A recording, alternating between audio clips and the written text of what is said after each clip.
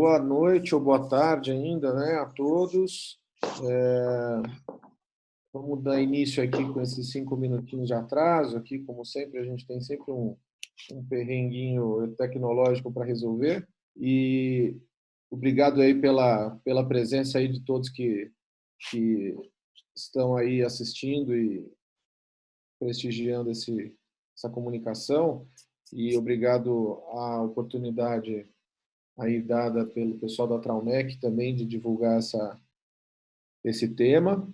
Eu sou Gustavo Mantovani, quem não me conhece, eu trabalho aqui na Beneficência Portuguesa de São Paulo e venho desenvolvendo um trabalho há alguns anos com o uso da impressão 3D, do planejamento 3D, na minha especialidade, que é a cirurgia da mão. Eu vou compartilhar já, eu vou passar diretamente essa aula, é uma aula que eu já apresentei em alguns congressos aí fora e tem alguns slides que devem estar em inglês, a gente vai falar em conjunto, então acho que não vai ter nenhum problema de acompanhar. Então, é o seguinte, nós vamos falar um pouquinho dessa tecnologia que não é uma coisa tão nova, tá? É uma tecnologia já um pouco, até relativamente antiga, mas que explodiu praticamente o uso dela nos últimos anos. A gente tem visto na Europa, Estados Unidos, em vários países desenvolvidos, na Ásia, o uso cada vez mais corriqueiro dessa tecnologia, e a gente vai mostrar como isso começou aqui no Brasil, o que nós temos feito usando a tecnologia de impressão 3D e de planejamento 3D, e o que tem de perspectiva já, que já pode ser feito atualmente já no mercado nosso brasileiro e o que tem de perspectiva aí no futuro.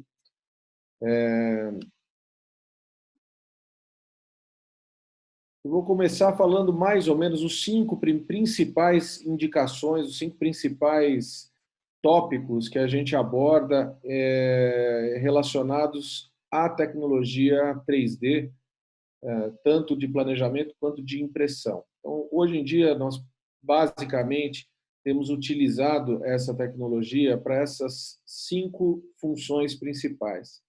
O primeiro é o planejamento pré-operatório, tá? Então, é uma forma de você planejar a sua cirurgia ortopédica digitalmente.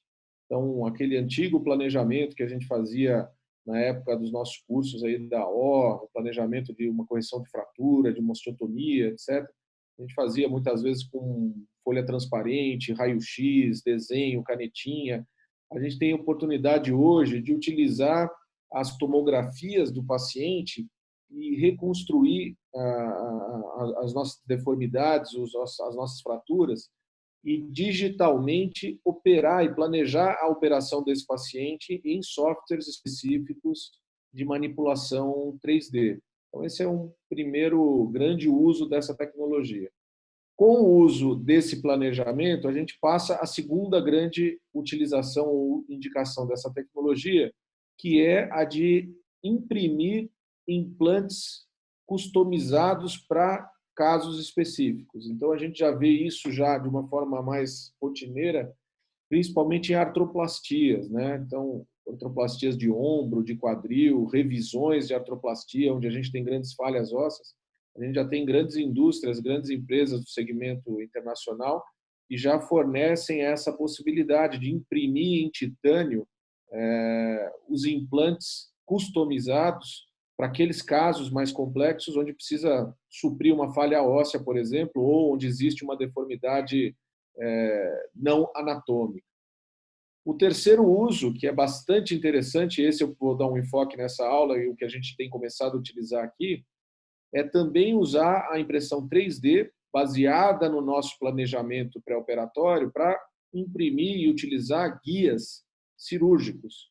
Então, esses guias cirúrgicos são materiais descartáveis que a gente vai utilizar durante a cirurgia e que vai replicar no intraoperatório o que nós planejamos digitalmente no computador antes. Vai ficar um pouco difícil de entender só falando, mas com as imagens que eu vou mostrar vai ficar bem simples de entender. Outro benefício, outra utilização que a gente pode ter da impressão 3D e do planejamento 3D é a simulação de uma cirurgia. Então, a gente pode não só planejar uma cirurgia, mas a gente pode, a título de educação médica, utilizar também as tomografias e a impressão de modelos ósseos, de fraturas ou de deformidades, para realizar treinamento e simulações cirúrgicas. Um caso muito complexo, você pode fazer um workshop particular daquele caso antes dele, ou em treinamentos diversos da indústria, etc., você pode, ao invés de utilizar o osso Salboni tradicional, que a gente está acostumado, você pode ter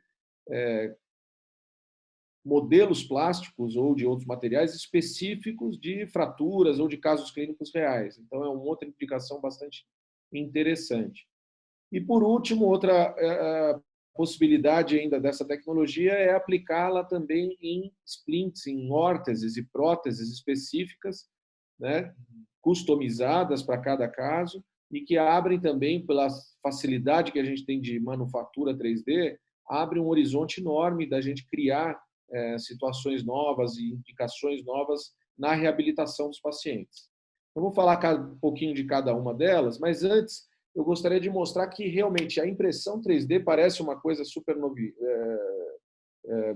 nova, super moderna, mas é uma tecnologia bastante antiga. Ela se baseia em princípios que já foram descritos já no século XIX. A gente tem aí esses dois exemplos, né, desses cientistas que já no século XIX descreveram a possibilidade da fotografia estereotáxica, ou seja, fotografias de vários planos e de vários ângulos, para que se reproduzisse uma imagem tridimensional. Então, esse conceito já é um conceito antigo. A gente só tem hoje o que uma tecnologia muito mais rápida e com o processamento digital, os computadores, as possibilidades de vídeo que a gente tem hoje, a gente facilitou esse princípio. Esse outro exemplo aí do lado é esse photosculptor, né, que você vê que foi um francês que também já fez no século XIX exatamente o que a gente faz hoje, que é o desenho camada a camada, no caso deles, exemplificando com modelos topográficos, né, para reproduzir a geografia de algum local. Então, é uma tecnologia teoricamente antiga, que nos moldes que a gente tem hoje já vem desde os anos 80. Aí a gente tem dois exemplos dos primeiros modelos criados de impressão 3D. Então, aqui abaixo a gente vê a aplicação dessa tecnologia já no modelo atual de impressão 3D. E aí, já em 87, a gente já tem a descrição dessa outra tecnologia, que é a tecnologia SLS, que é a sinterização por laser, que é o que hoje é utilizado muito nos implantes customizados. Capacita você fazer uma impressão 3D em metal. Então, metal ou outros materiais que são fornecidos em estado de pó, eles são solidificados camada por camada. Aí você pode ver o vídeo, camada a camada, ele vai fundindo o pó do metal ou de outro material e até reproduzir o objeto. E, por último, é a tecnologia FDM, que é de deposição de material. Então, é um filamento plástico que é fundido e ele vai sendo depositado de acordo com o espaço, o custo do material, a precisão que você reproduz de detalhes, etc. E aí eu mostro para vocês como essa realidade é uma coisa que está ao alcance e já é uma coisa viável para praticamente todo mundo. A gente tem impressoras 3D muito funcionais e muito práticas, abaixo de $200, mais de 1.000 resultados se você procurar isso numa Amazon, por exemplo. Então, para começar a utilizar e aprender sobre essa tecnologia, a gente só precisa realmente de vontade e partir, experimentar, comprar uma impressora 3D e começar a aprender um pouco os detalhes sobre essa aplicação. Uma pessoa que já é capaz de fazer bastante coisa em casa e que acaba treinando ou ensinando a você as bases, né, de como funciona essa impressão, quais são as limitações, etc. Então, aí um exemplo, por exemplo, eu fiz um escaneamento 3D com o dispositivo do Kinect, que é um videogame que os meninos têm, as crianças têm. Você consegue, com um fiozinho que você compra de R$ 50, você adapta o Kinect a virar um scanner 3D. Essa imagem é do meu filho escaneado na sala de casa. Então, para começar, realmente você precisa meter as caras e começar a aprender, porque é um mundo totalmente novo para a gente que é da área médica, e tem alguns detalhes técnicos que a gente precisa desenvolver para poder depois adaptar à aplicação que a gente tem na nossa área. Essa outra impressora foi a segunda impressora que eu comprei, já é uma impressora mais profissional, tem uma resolução melhor, tem uma capacidade, uma área de impressão maior, mas vocês veem que um custo ainda bastante acessível, né?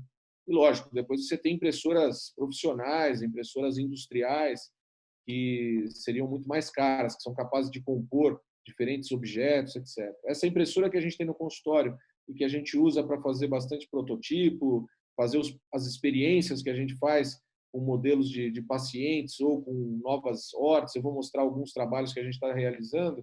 É uma impressora acessível, a gente consegue monitorar, inclusive ela vem um aplicativo, você de casa monitora a impressão dela, e muitas vezes essa impressão demora muito tempo, e se você tem algum problema na impressão, na metade da impressão, por exemplo, você pode suspender essa impressão e não perder nem muito tempo e nem muito material, né? Então é importante você ter essa possibilidade de monitoramento da tua impressão. E aí entra esse outro fator, que você precisa se atualizar e se acostumar com todo esse mundo diferente que é da computação gráfica e da computação tridimensional. Aí você tem diversos softwares que mexem com isso. O engenheiro está muito acostumado com CAD, pessoal de design gráfico, design de games, etc. Estão bastante acostumados, mas a gente que é da área médica, com certeza, não estamos tão habituados. Então, é importante se familiarizar com os softwares que você vai usar para trabalhar com essa tecnologia. Como eu falei, a gente vai operar um paciente de uma forma digital no computador antes do bloco cirúrgico.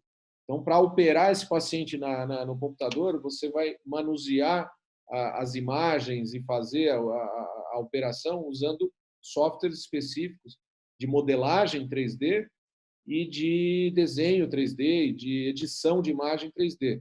E aí sim uma série de softwares que você precisa aí começar a se acostumar. Esse é um exemplo de um deles, o Mesh Mixer. São softwares, inclusive a maioria deles são de fonte aberta, a gente pode baixar eles de graça da internet e começar a utilizar. Então, aí outro exemplo de software, esse é um software que a gente chama de slicer. Como eu falei, a impressão 3D, o que é? Ela reproduz um objeto virtual, tridimensional, ela transforma aquilo num objeto real. E ela faz isso como? Decompondo o objeto camada a camada. Como uma tomografia faz, por exemplo, com um paciente, ele corta camada a camada e reconstrói a imagem 3D camada a camada, a gente faz a mesma coisa na impressora. E para a impressora entender o que ela deve imprimir, você precisa mandar para a impressora a informação camada a camada. Então, você precisa de um software que vai decompor o teu objeto, vai fatiar o seu objeto para mandar fatia por fatia a impressão para a impressora. Cada fatia seria uma página, por exemplo, da impressora. Então, esses são os objetos, os softwares que a gente usa. Esse é um exemplo do software da própria impressora que a gente comprou, da MakerBot, mas tem vários softwares também no mercado que são os slicers, são os fatiadores que você vai usar. E aí, desses softwares, você tem uma série de ajustes em relação ao preenchimento do objeto, ao suporte que você vai usar no objeto, a camada de adesão com a placa da impressora, ou seja, são conceitos que você vai aprendendo meio que na prática. E aí tem um exemplo, por exemplo, de um osso imprimido, impresso já na nossa impressora lá. Esse foi um paciente que nós fizemos uma correção de deformidade, eu até vou mostrar mais tarde para vocês. E aí a gente sobrepôs, né, a tomografia do osso normal do paciente, do osso fraturado, a gente superimpôs a parte proximal da una e deu para ver nitidamente na parte distal, ali está marcado fraturado, é a deformidade que o osso dele acabou adquirindo depois da fratura. Então, fica muito mais fácil você ter na mão esse tipo de objeto para entender exatamente aonde e como esse osso está deformado ou está mal alinhado. Em alguns casos, a gente não consegue ter essa noção só com raio-x simples. Então, vamos voltar às aplicações que eu tinha mencionado no começo. Então, está lá o estudo de uma fratura, o planejamento pré-operatório, os guias cirúrgicos, os implantes propriamente dito customizados, a simulação de cirurgias e os splints e próteses. Então, um exemplo, por exemplo, de estudo de uma fratura, como eu falei ali agora há pouco daquele exemplo que eu dei, em alguns casos que a gente não tem uma ideia 100% fidedigna do que vai fazer ou do que se passa com o paciente apenas com o raio-x. E muitas vezes nem mesmo com a tomografia. Então, a gente vê esse caso aqui embaixo, era uma pseudoartrose de húmero, que na mão, realmente, a gente vê a ponte óssea, era uma ponte muito frágil e que provavelmente ia fraturar de uma maneira muito simples se deixasse o paciente sem fixação. Então, é um recurso a mais para estudo de uma fratura ou de uma deformidade, e é bastante interessante. Uma hora que a gente começa a ter a facilidade de imprimir os pacientes, as tomografias dos nossos pacientes no nosso consultório, pegar na mão aquele caso, pegar e sentir, olhar de vários ângulos na mão, é muito mais rico a experiência do que simplesmente uma tomografia ou mesmo a reconstrução 3D da tomografia. Então, vamos para a segunda indicação, que eu acho que é a mais interessante, que todo mundo está mais interessado também, que é a do planejamento pré-operatório. Então, aí a gente vê o exemplo clássico, essa foi uma imagem que eu peguei na internet até, da correção do rádio distal com os guias cirúrgicos. Então, isso ilustra bem o que a gente faz na correção cirúrgica planejada digitalmente e com o guia impresso em 3D. Então, vocês veem a imagem do rádio distal com uma deformidade, com uma consolidação viciosa. Aí, embaixo dele, você vê a correção feita, uma osteotomia realizada, o posicionamento do fragmento na posição que seria anatômica. Para você obter essa posição, a gente utiliza de modelo a tomografia do lado contralateral. Então, o paciente faz uma tomografia do lado bom, a gente espelha isso no software, você dá uma função de espelhamento, fica igual ao lado que você quer corrigir, e aí você sobrepõe o fragmento, você corta o fragmento e sobrepõe ele na posição anatômica. E aí você consegue fixar ele com uma placa, como ali a gente está vendo, a gente pode ter o desenho tridimensional da placa que nós vamos usar na cirurgia. Então, esse é um outro fator importante, é você ter disponível os projetos tridimensionais do implante que você vai usar.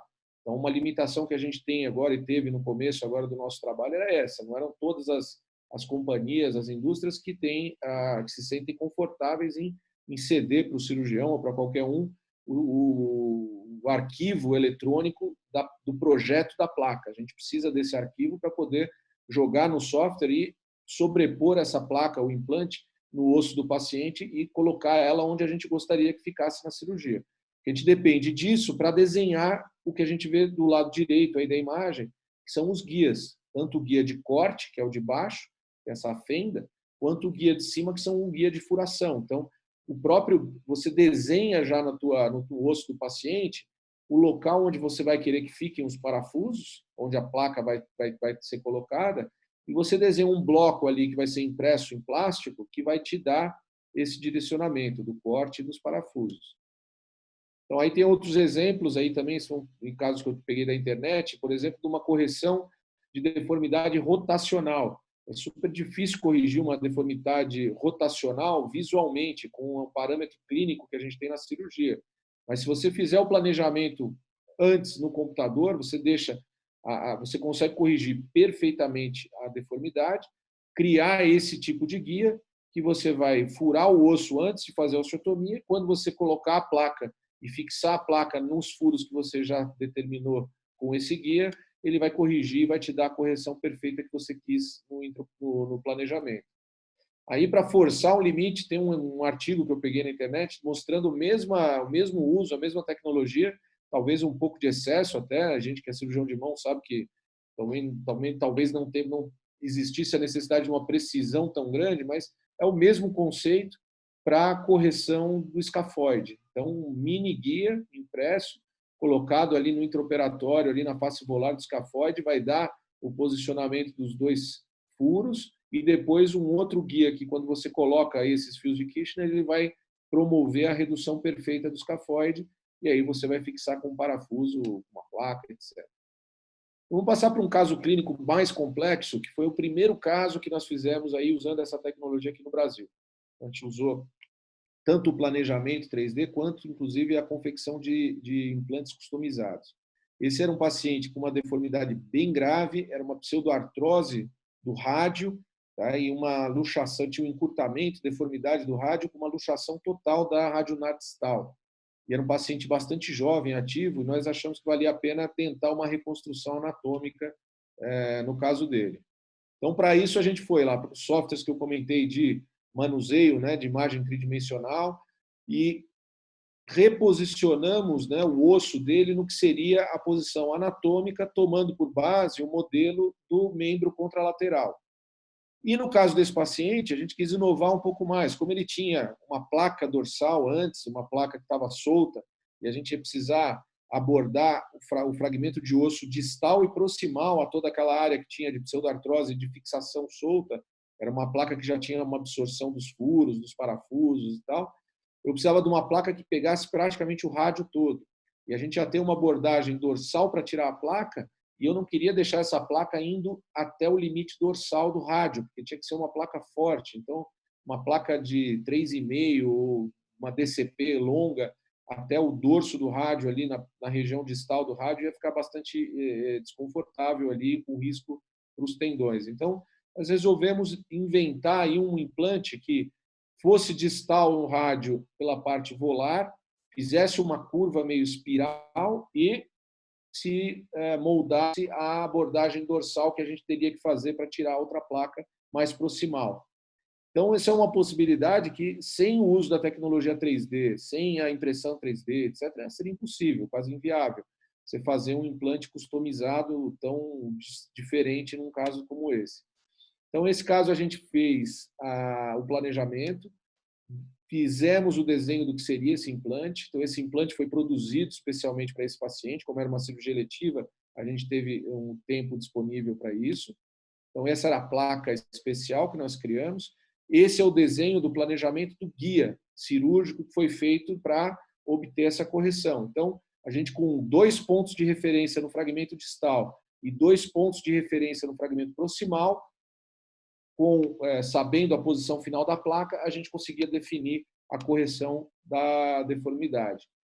E aí já entra o que eu tinha comentado, de simulação da cirurgia. Então, um caso complexo como esse, a gente tem possibilidade com impressão 3D de se dar o luxo de operar o paciente antes de ir para o centro cirúrgico.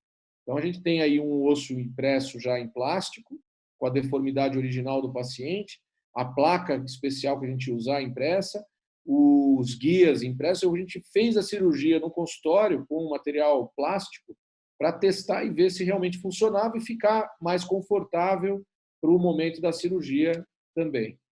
E aí, finalmente, a gente foi para a cirurgia. Esse é o caso clínico real. Esse caso foi operado já faz uns 2 anos, se não me engano.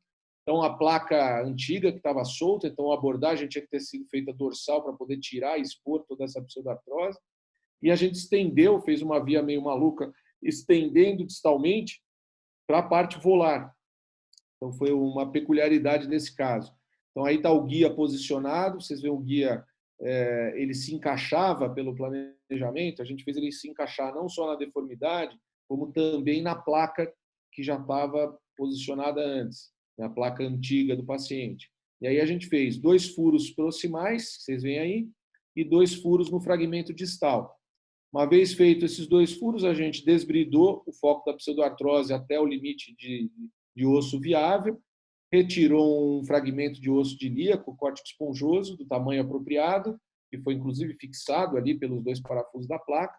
E aí, quando a gente coloca a placa que foi planejada para o caso, com a correção planejada no computador, quando a gente fixa os 2 parafusos distais e 2 proximais que o guia já tinha feito a furagem, naturalmente, automaticamente, a fratura já se corrige, a gente obtém o mesmo posicionamento que a gente desenhou no computador e obtém esse tipo de redução perfeita, anatômica, num caso desse, fundamental para a gente ter a congruência da radionar distal, né, e poder ter uma função normal. Então, aí o paciente, no primeiro dia já do pós-operatório, a cirurgia, eu acredito, apesar de ser uma cirurgia agressiva, acaba sendo uma cirurgia mais rápida. Esse é o pós-operatório já com 2 meses, começando a ter integração do enxerto, e uma função realmente muito acima do esperado para um caso grave, com uma deformidade grave como essa.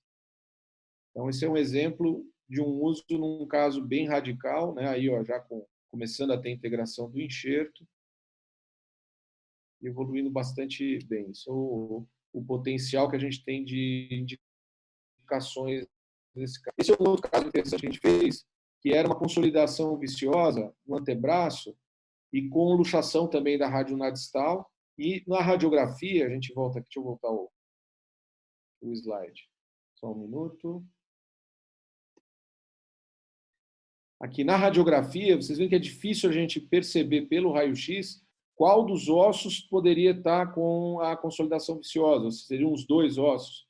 Então, aí entrou aquela imagem que eu mostrei lá no começo, um cúbito que a gente sobrepôs, onde a gente percebeu que a deformidade principal era no cúbito. E aqui a gente vê a cirurgia feita antes, né? Essas aí são algumas imagens do planejamento, para vocês terem uma ideia de como é que é feito. Então, a gente sobrepõe o lado normal com o lado patológico e vai mexendo os fragmentos até que a gente tenha praticamente uma sobreposição perfeita. E aí você define a posição do implante e aí, de uma forma retroativa, vai desenhando os guias. E aí, esse caso, já na hora da cirurgia, então, a gente vê aqui, ó, na primeira imagem, o bloqueio completo da supinação. A radionar estava totalmente luxada. E aí o resultado final, então a placa que a gente usou para corrigir, osteotomia em 2 pontos e a congruência perfeita, anatomia restaurada, e com isso o paciente consegue esse tipo de função. Bom, eu vou colocar rapidamente alguns dos novos que a gente está fazendo. Estão me ouvindo? Alguns usos novos que a gente tem já de aplicação, tá? Então, esse foi uma experiência que nós fizemos já há uns 3 anos atrás, mais ou menos. O Bruno Gobato, do Sul, que é um outro cirurgião ortopédico de ombro, e tem se dedicado bastante aí à impressão 3D também. É um outro pioneiro aqui no Brasil e também tem casos e uma experiência muito bacana, muito interessante, principalmente na área de ombro e cotovelo. Ele ajudou aí nesse planejamento. A gente fez uma experiência com uma tomografia de cadáver para fazer uma fixação percutânea do escafoide, usando um guia externo. Tá? Então, foi feito o desenho ali do eixo que seria colocado o parafuso do escafoide, e a gente aproveitou nesse planejamento para também fazer outras possibilidades percutâneas, que seriam a construção de túneis ósseos para outras técnicas cirúrgicas. Então, uma em azul ali seria também uma fixação percutânea para uma técnica de Russell, que seria a fixação temporária, né, do escafoide semilunar, uma dissociação escafolunar. E a gente também colocou aí a confecção de túneis para uma reconstrução da fibrocartilagem, usando o enxerto do bráquio radial, que é uma técnica que a gente está descrevendo. Então, para fazer o túnel, a gente poderia utilizar a mesma tecnologia, usar a impressão 3D, fazer o planejamento pré-operatório e um guia externo para fazer essa fixação percutânea. Então, aí a tomografia do paciente, aí no caso era um cadáver, né, a gente usando a pele da tomografia, que a gente pode utilizar, foi desenhada uma caixa, né, com a subtração da pele. Então, os eixos dos parafusos ou dos túneis, eles ficaram contidos nessa caixa, e essa caixa foi impressa em 3D e levada para o laboratório para fazer a experimentação. Então, a gente coloca o paciente, teoricamente, dentro desse guia externo, que seria essa caixa, e aí a gente tem percutaneamente a possibilidade de cada uma desses planejamentos que a gente fez. Então, esse é o exemplo do escafoide. Então, reproduziu anatomicamente o que a gente tinha planejado no computador. Aí está o fio do Russell também, feito pelo guia, também anatomicamente igual a gente tinha planejado, e os túneis da fibrocartilagem da mesma forma. E aí, lógico que o chinês maldito já tinha feito alguma coisa parecida, quando a gente achou que ia publicar alguma coisa nova, eu fui pesquisar lá na internet e tinha acabado de publicar essa mesma técnica, né, um guia mais bonitinho um pouco do que o nosso, mas exatamente a mesma tecnologia, aí usada já num paciente, inclusive, a mesma indicação de fixação percutânea do escafoide. Já tem, inclusive, outros artigos já colocados, inclusive na França e tal. Ou seja, já é uma coisa já presente já e que a gente já pode lançar mão aqui. O que faz a diferença, na verdade, para a nossa realidade e para deles, é que para uma fratura aguda, o nosso processo ainda de fabricação do guia, ele burocraticamente ainda é um pouco lento. Então, para uma cirurgia de urgência, que seria uma fratura aguda, é um pouco complicado. Lá na Europa, nos Estados Unidos, na Ásia, eles já têm a regulamentação de uma maneira que de um dia para o outro, em 2 dias no máximo, ele já consegue ter esse guia disponível no centro cirúrgico. Espero que a gente chegue lá muito cedo. Então, aí um exemplo que eu comentei da educação médica, né? Então, a gente usar a impressão 3D para criar modelos de fraturas e usar em workshops. Então, esse foi um workshop que a gente fez para uma empresa brasileira, onde a gente discutia os casos clínicos, os casos eram de pacientes reais, e depois a gente tinha a oportunidade da discussão dos grupos operarem o modelo ósseo daqueles pacientes, aplicando a técnica que achassem, que tinham achado convenientes. Então, aí, 3 modelos de fratura que a gente usou nesse workshop, e é bastante interessante. Vocês veem o paciente, que eram pacientes reais, a gente podia fazer discussão dos casos e depois o workshop com os implantes, etc. Então, um acréscimo aí para a educação médica bastante rico. E, para finalizar, vamos falar um pouco da reabilitação. Então, são as próteses e órteses. E aí vem logo à mente essas imagens que a gente vê há muito tempo, né, na televisão, são bastante populares, que foram as próteses para amputados, principalmente para crianças, né? A gente viu uma série você deve ter visto pela mídia, pela televisão, uma série de ONGs, de pessoas voluntariamente se dispondo a fabricar essas órteses, e tem mecanismos muito simples, não são órteses elétricas, bioelétricas, nem nada, é um mecanismo mecânico baseado em tirantes, em que você usa o movimento de uma articulação para promover um movimento mais distal. E isso é usado em amputados. Então, eles têm modelos abertos, né, de open source dessas próteses, que você pode baixar e imprimir. Então, a gente tem visto isso ser aplicado com muita frequência. E a gente pode extrapolar para as órteses, né? As imobilizações simples. Então, você pode fazer órteses com mais precisão e mais customizadas para os seus pacientes. E o que a gente tem de expectativa, inclusive, é de usar essas órteses para reabilitação específica de algumas cirurgias. Então, a gente tem como planejar órteses dinâmicas, que normalmente são de valor muito caro, né? Peças muito caras para fazer engrenagens e tal, e tecnicamente difíceis de serem confeccionadas. Precisa de uma terapeuta com muita experiência, e mesmo assim a precisão nunca é perfeita. A gente poder desenvolver órteses dinâmicas baseadas nas tomografias dos pacientes. Aí eu estou passando, são vários exemplos, né? Isso aí é um site, esse Thingiverse, é um site aberto, como se diz, uma biblioteca aberta de projetos 3D. Tem de tudo que você imaginar, desde brinquedo até bonequinho, até instrumentais e tal, e tem essas próteses de amputados. Então, você baixa os arquivos dela e pode imprimir, adaptar elas a um paciente ou outro. Aí, exemplo do mesmo site, Thingiverse, de projetos de órteses simples. Então, só para mostrar os horizontes enormes que existem, né? Outro exemplo de um splint de mão. Mas o que a gente acha interessante mesmo é aplicar a possibilidade maior da tecnologia, que é do planejamento, né? Essa é uma prótese que a gente baixou no nosso computador para um caso específico, um caso do nosso colega do Márcio Aita, lá no ABC. Então, é o exemplo, como a gente fala, o tirante ele mexe em um sentido de cirurgia da mão convencionais, retalhos, comissuroplastias, enxertos de pele, etc., mas que o resultado final ainda ficou com o déficit do coto, né, do dedo. Aí, mesmo depois do máximo que a cirurgia da mão pôde dar, a gente fez essa possibilidade de colocar esse tipo de prótese e com esse tipo de resultado. Ou seja, é uma coisa simples e bastante econômica, e que a gente pode cada vez mais aplicar ou desenvolver novas aplicações.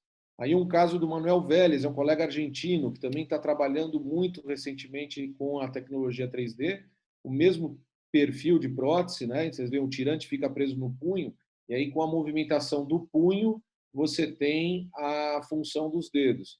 Então é uma prótese muito barata e que, num caso de um paciente como esse, com amputação de todos os dedos, o que nós estamos fazendo aí a mais atuais é tentar desenvolver splints específicos, especiais. Então, a gente poder desenhar splints como um famoso sugar tongue de bloqueio de pronospinação e mantendo o cotovelo livre, ou um splint dinâmico que permita que a gente controle melhor a amplitude de um cotovelo. E tudo isso baseado que nas tomografias. A gente pode ter a tomografia do paciente, planejar os ângulos e os eixos de rotação baseado no osso do paciente, então ter uma precisão muito maior, ou coisas mais simples, como esse tipo de mobilização, a gente pode fazer, como eu mostrei no começo, com um scanner 3D. Então, aí são exemplos, por exemplo, de aplicações. Uma empresa espanhola, a doutora Mireia Puglas, que mostrou isso, mandou isso, ela já está usando. Eu acho que o mais importante era passar a ideia do que está sendo feito, do que já existe, abrir um pouco o horizonte de todos vocês e deixar aberto agora um pouco para perguntas e para transferir um pouco da experiência que a gente tem prática, de colocar na prática aí no mundo real, aí fazer casos realmente clínicos usando essa tecnologia, e qual é o estado que a gente tem hoje disponível com a indústria para viabilizar isso. E é uma parceria que a gente tem com a Traumec, que consegue viabilizar o uso desses implantes ou desses guias cirúrgicos, né? Pelo menos na medicina privada, né? A gente já consegue ter aprovação de alguns convênios para essa tecnologia quando ela é bem indicada, bem justificada. Então, gostaria de ouvir aí um feedback de vocês, se alguém quiser mandar alguma pergunta ou quiser entrar para discutir alguma coisa. Se ninguém pergunta nada, eu passo um pouquinho essa experiência para vocês. Parabéns, primeiramente. Meu nome é Nádia Oliveira, sou professora e diretora do Parque Tecnológico aqui da Paraíba e tenho uma experiência com essa área de manufatura. Então, assim, gostaria de parabenizar muito e saber se você já tem alguma experiência nesse processo de customização com a área de bioimpressão, se já fez alguma coisa nessa parte de enxerto, de alguma coisa já customizada de bioimpressão para enxerto e essas outras naturezas de, né? Obrigado, viu, Nádia, pela pergunta. Eu acredito realmente que a grande revolução que a gente vai ter na medicina reconstrutiva, na cirurgia reconstrutiva, vai vir na assimilação da impressão 3D e do planejamento 3D com os biomateriais. Então, isso já é uma realidade bastante presente fora do Brasil e aqui no Brasil. Aqui, ainda numa fase um pouco experimental, a gente tem alguns trabalhos em andamento com algumas empresas aí no interior de São Paulo que trabalham com alguns enxertos ósseos. Então, tem alguns materiais que eles utilizam para enxerto ósseo que são, como diz o termo técnico para isso, mas eles são factíveis de serem produzidos como filamento e utilizado com a tecnologia de deposição. Então, dá para fazer filamento de impressão 3D com esse material de enxerto ósseo. Então, a reconstrução de falhas ósseas com isso vai ficar muito mais perfeita e muito mais bem planejada do que a gente tem recentemente. Vai abrir possibilidade de várias outras técnicas cirúrgicas. Então, a gente tem uma ideia de, por exemplo, fazer cunhas de osteotomia com esse material já desenhado para preencher anatomicamente as falhas que são criadas. Então, você pode, inclusive, substituir o guia de correção pelo próprio enxerto. Então, você encaixa o enxerto e o enxerto já vai te propiciar a redução de uma deformidade, por exemplo, do rádio distal. Enfim, então muitas possibilidades que ainda estão em andamento. A gente ainda não tem ainda usado em nenhum caso clínico. Eu acho que é uma coisa para logo. Acredito que, no máximo, para o ano que vem, a gente já consiga, pelo menos com esse material de enxerto ósseo, começar já a ter alguns exemplos e alguns casos já para indicar. A empresa que faz esse enxerto já produz o enxerto em algumas cunhas, em alguns tamanhos e alguns modelos específicos, né? Ele não é 100% customizado para cada caso, mas ele já é feito via impressão 3D em alguns formatos específicos. Então, é só realmente uma questão um pouco burocrática de regulamentação, etc., para a gente começar a utilizar. E existem também outras possibilidades que estão sendo, aí a gente vê na literatura e publicações, etc., usando impressoras de célula, impressoras de tecidos, né? Então, a tendência de se imprimir órgãos no futuro, músculo, fígado, tecido de cartilagem, eventualmente. Então, existem aí um horizonte bastante amplo, mas ainda num plano mais experimental. Não sei se cobriu um pouco a tua pergunta, Nádia.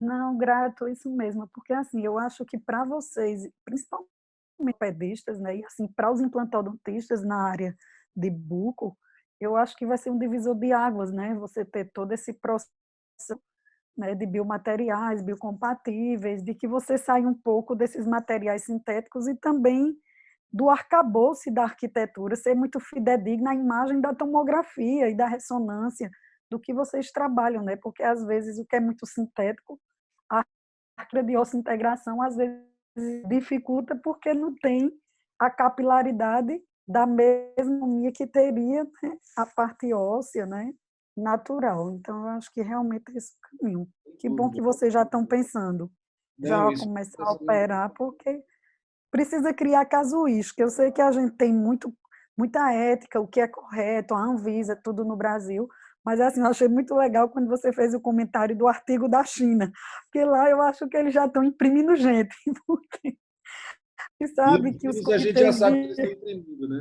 Pois é, então assim, a gente já sabe todo o processo tem, né, assim, de serem muito fechados, além do mais, né, dessa coisa mais fechada na pesquisa, e também haver uma habilidade de comitês de ética de pesquisa muito grande. Então, a gente vai acabar sempre um pouco comendo mosca, né? Correndo É. atrás do que eles estão fazendo mesmo. A Muito gente, obrigada. a limitação econômica no país é um fator, mas o pior mesmo aqui para a pesquisa e para o desenvolvimento, eu acho, da área médica, da área de ciência, é a burocracia. É a É. burocracia e vou dizer, uma ineficiência desses órgãos públicos, e isso é que acaba dificultando bastante. Eu vou até falar um pouquinho agora isso dessa parte de regulamentação da impressão 3D, né? Então, o bloqueio que a gente tem hoje para utilizar esses guias é que eles têm, para ser comercializados, eles têm que ser registrados como implantes customizados. Então, mesmo sendo um guia descartável, tá? Ele precisa ser, para ele ser vendido para um convênio e ser utilizado no centro cirúrgico, ele precisa ter um registro de Anvisa igual de uma endoprótese não convencional, que é uma endoprótese feita para casos de tumor, casos graves. Então, são registros que são tirados paciente a paciente, um processo, lógico, mais rápido do que um registro normal, mas que até agora sempre demorou muito. Então, era um registro que levava de 3 a 6 meses para você cumprir todas as etapas e ter a avaliação, a autorização da Anvisa para utilizar naquele caso específico.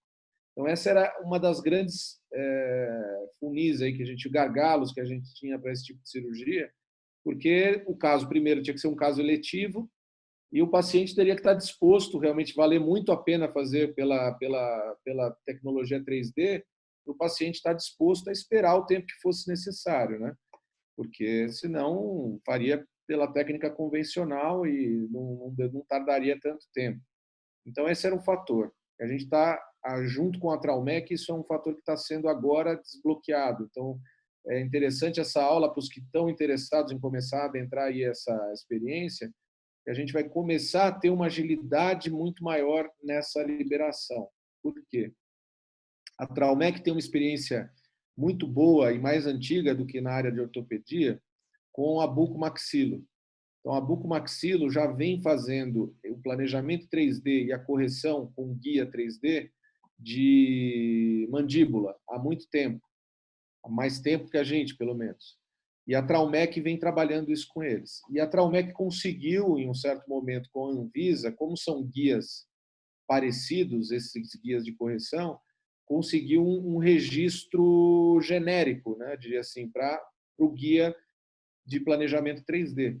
Então, a intenção é utilizar esse mesmo registro, um registro genérico de guia 3D, para aplicação ortopédica. Então, isso facilita muito, ou melhor, ganha muito tempo de liberação. Então, a partir de agora, a gente tem a capacidade, provavelmente, de planejar e produzir um guia em um tempo relativamente curto, diria, sei lá, provavelmente menos de um mês, a gente conseguir ter o produto final para poder ser utilizado no centro cirúrgico. Então, para cirurgias, aí, as osteotomias, principalmente, que a gente tem de membro superior, de correção cirúrgica, já é uma coisa viável. Tá? Então, nós estamos aí desenvolvendo os interessados que tenham casos e que acham que vale a pena começar a experimentar essa tecnologia, podem entrar em contato comigo ou com o pessoal da Traumec, porque a gente está criando um fluxo disso para poder viabilizar essa tecnologia a um custo acessível, que é o outro problema nosso, né? Porque como era um processo, os primeiros casos que eu fiz eram um processo tão demorados e tão exclusivos que você demandava um tempo de indústria, etc., que inviabilizava um pouco o custo. O custo ficava muito alto. Então, o tempo de hora máquina, de hora funcionário, de departamento de liberações, etc., etc., era tão grande que ficava complicado o custo. Então, agora, com essa nova liberação que a gente tem da Anvisa, até a Adriana está até comentando aqui, que ele já tem o registro geral para membro inferior e superior. Então, assim, o gargalo que a gente tinha de quase 6 meses, que era para sair o número da Anvisa para permitir a comercialização do guia, agora a gente já não tem. Então, agora é o fluxo mesmo de planejamento, de estudo do caso, planejamento, desenho e produção do guia.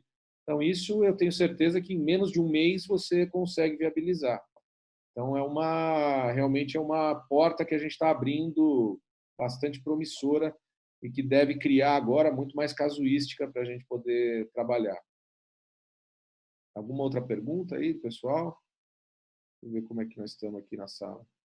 Doutor Mantovani, a gente já gostaria de agradecer a sua apresentação muito boa, muito esclarecedora, né? Porque existem muitas dúvidas, eu acredito que os profissionais dessa área têm bastante dúvida ainda sobre a customização e sobre os guias, e realmente agora o processo é bem mais ágil, né? E com a sua colaboração a gente conseguiu avançar bastante nisso, e nós agradecemos aí a todos os participantes também, e estamos abertos para contatos, né?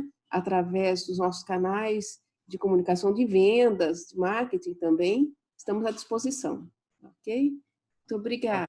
Eu também estou à disposição, vocês me encontram pelo meu nome aí nas redes sociais, no site nosso do São Paulo Hand Center, e a gente trabalha junto com a Traumec no projeto dessas cirurgias planejadas e customizadas. Quem tiver qualquer dúvida, estou à disposição. Eu agradeço a Traumec o convite e esperamos aí, a gente depois vai divulgar, né, Adriana, essa aula e essas informações, elas são gravadas, né? A gente pode depois... Sim, sim, nós vamos editar e disponibilizar novamente. Ok. Muito obrigado a todos, boa noite, fiquem bem, bom fim de semana. Boa noite, obrigada.